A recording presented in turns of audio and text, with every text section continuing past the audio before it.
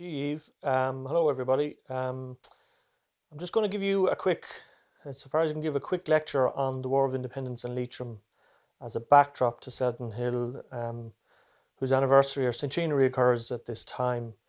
I suppose the War of Independence in Leitrim it's a war that was a guerrilla war fought in a uniquely Irish way, and in Leitrim it was similar to many other areas of the country. The loss of life was not as bloody, or certainly wasn't as many killed in Leitrim, but you can't measure the War of Independence in the form of the number of casualties and the way it occurred. In Leitrim, it had been imbued with a very nationalist and republican spirit, predominantly from Sean McDiarmid, who was signatory of the 1916 Rising. And in the aftermath of that rising and the execution of the leaders, there was a significant mood swing, with that result that local people throughout Leitrim suddenly flocked, to the IRA of the time, and it was reformed in 1918 and 1919 throughout Ireland. And Leitrim was no different in that respect, but politically, the first real sense that we get of Leitrim occurred in the general election of 1918, when the Sinn Féin candidate of that time, James Dolan, was elected with the greatest majority throughout Ireland. So from a political perspective, Leitrim had already asserted its desire for independence, its desire for freedom, and the belief in the nationalist cause of that time. So politically, certainly Leitrim was to the forefront. The Leitrim IRA was formed, ironically, at a meeting in Gorva in 1919. And what we found out in the last year or two with the release of papers from the Irish Military Archives, there were in excess of 3,000 Leitrim men enlisted in the IRA in Leitrim. Now, you have to bear in mind the population of Leitrim at the time was somewhere in the region of 57 to 58,000. And I suppose when you discount children, women, older people, 3,000 young men is an awful lot. It's a very high percentage of the population that were enlisting, enrolling in the IRA of that time. And, we don't have accurate data on other counties, but I would garner to suggest that that's one of the highest percentages of membership throughout Ireland, if not the highest. Now, those 3,000 were enlisted in a nominal sense. They were there on paper. Unfortunately, they were very poorly trained, or had no training at all. They had no arms, and I suppose that was the reason why Leitrim didn't, from a military perspective, there wasn't as much activity in the military sense compared to further down the country in Cork, Limerick, or Tipperary. Nonetheless, there was a very strong sense of doing things that were not necessarily on the military side. Political and civil disobedience was really very strong in Leitrim. And what I mean by that is there was a series of boycotts. I suppose the RIC, the local police force, were boycotted. They were shunned by the local community, with the result that a lot of the local RIC men, Irish men, resigned from the RIC, and that was very strong in Leitrim. There was boycotts of the court system, which was again done throughout Ireland. The British court system collapsed and was replaced by the Sinn Féin court system, as it was called. It was like an arbitration system. So that was, again in Leitrim, that was very strong. And indeed all the other boycotts of rates and the RIC, as I say, and they were particularly strong in Leitrim. So whilst there wasn't as much arms from a military perspective, from a confrontational end with the Tans, on the non-military side, Leitrim was very, very strong on those fronts.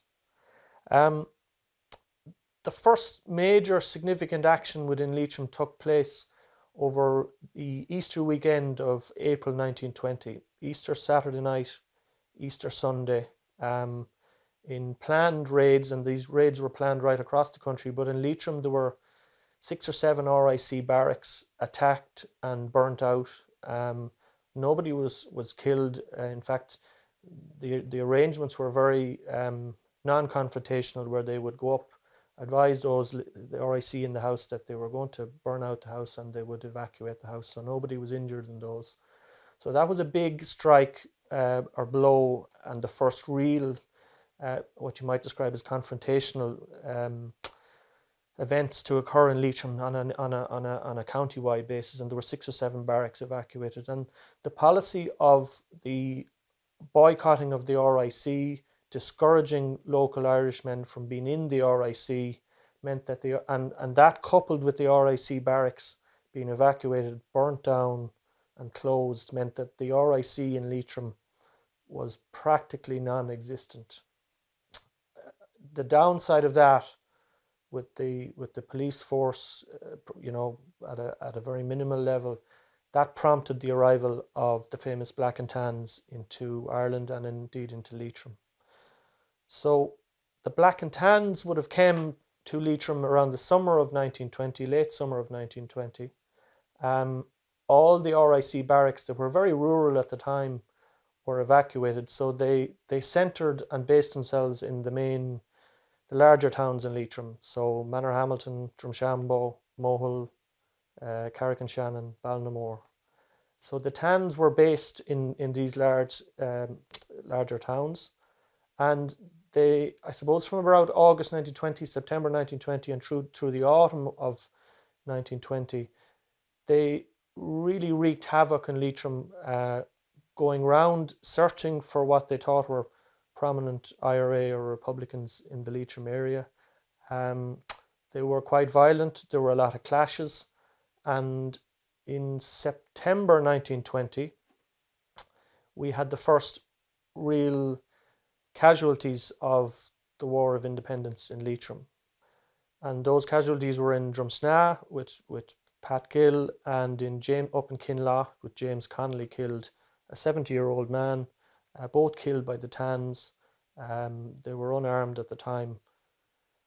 And those two killings in September 1920, they really catapulted Leitrim into a different direction. So up to that point, it had been very less confrontational than it had been in other counties.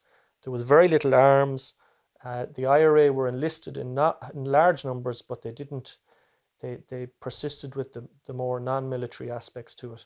But the killing of those two in September 1920 really was a game changer.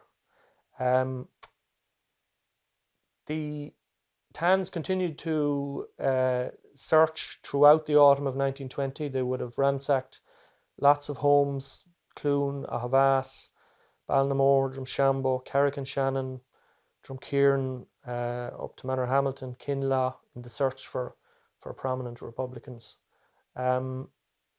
This again, it forced a sea change from the perspective of a lot of the prominent Republicans were forced to go on the run, and the Flying Column was formed in Leitrim around December 1920, January 1921, with that outside help from other areas of the country to help them, train them and get them familiar with the techniques of the Flying Column.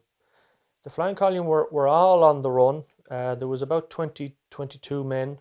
They were separated into 2 columns, and particularly over that Christmas and early winter, January 1921 period, a lot of it was training, moving mainly under the cover of darkness at night into safe houses, and moving. They were all based in South Leitrim, so there were a number of attempted raids, attempted ambushes in January 1921, February 1921, which were unsuccessful or were aborted at certain times. They also got additional arms, which had been very lacking in Leitrim, from other areas, and that was significant because it gave them the confidence to engage with the Tans of the time. And the intent was, particularly after what had happened in September 1920 with the 2 people killed, they were intent on engaging with the Tans based in the main towns of Leitrim. So the trigger for Selton Hill, of course, was the Sheemore ambush itself, which occurred a week before on the 4th of March 1921. Leitrim had been split up into two columns. This column was led by Sean Mitchell from Drumreilly, and they ambushed Tans who were leaving Gowell Church, um, and they entrenched themselves just on Sheemore Hill. And those of you that are familiar with where the monument is for that ambush, it was a very natural vantage point for an ambush. And there was one member of the Tans killed on that occasion, and I suppose you would classify it as the first successful engagement from an IRA perspective. It was the first casualty on the Crown Forces side in Leitrim. And had Sheemore not occurred, we'd be fairly certain that what happened at Selton Hill would probably have not occurred a week later. So that leads us into Selton Hill. The other column, led by Sean Connolly, they left Egan's house in Estlin Bridge very early that morning, probably under the cover of darkness, 4 or 5 a.m. They were heading in the direction of Ballinamore, where they had intended carrying out or attacking Tans that day, or Friday or the Saturday, 11th of March 1921. The Flynn household is at the foot of Selton, with the lake in the background, and that's where the column went to. They went to the Flynn household. John Joe O'Reilly from Derrenkeher was related to the Flynns, and that's why Selton Hill. That's why they based themselves in Selton Hill. Now, the events of Selton Hill will be recorded and mentioned by others, but suffice to say, from a war perspective in Leitrim and the War of Independence in Leitrim, it was the defining engagement of the War of Independence in Leitrim. 6 IRA men were killed. In Leitrim overall, there were 18 people that were killed in the War of Independence. So, you had 1/3 of those killed in Leitrim were killed on one single event in Selton Hill. From a national context, there was only one other event or ambush in which the IRA lost more people nationwide, and that was in Clonmulton, Cork. So Selton Hill, outside of Leitrim itself, it was very significant in terms of the loss of life. I think within Leitrim itself, it left a legacy that really has lasted for the last century, in terms of the War of Independence, a nationalist and republican outlook in Leitrim, which really has persisted to this day. And those lives that were lost that day, you can see it on researching the families in a lot of cases of those that were involved, the effect it had on them, the devastating effect it had on them, and for the generations to come, as time passed by. The other significant fallout from Selton Hill was it ratcheted up even more, if that was possible, the level of tension and animosity that was within Leitrim, and particularly in South Leitrim, and in those communities where those that were killed or were involved were from. So there were in that period from Sheemore, Selton Hill, and in the weeks after it, you're talking about 15 people losing their lives, all in South Leitrim, all in a short radius stretching from Ahawillan, Ballinamore, Drumshanbo, Gorva, Mohill, that territory. So it was very significant because it prompted a very bloody and dark period in Leitrim. Those casualties were on both sides. Some were informers connected with what had happened in Selton Hill. Another informer was killed in Ahawillan. In Ballinamore, there were three Tans lost their lives. And I suppose the significance of that was 3 of those or 4 of those who were killed at Selton Hill were based in Ballinamore or near Ballinamore. So it probably was no great surprise at that happening there.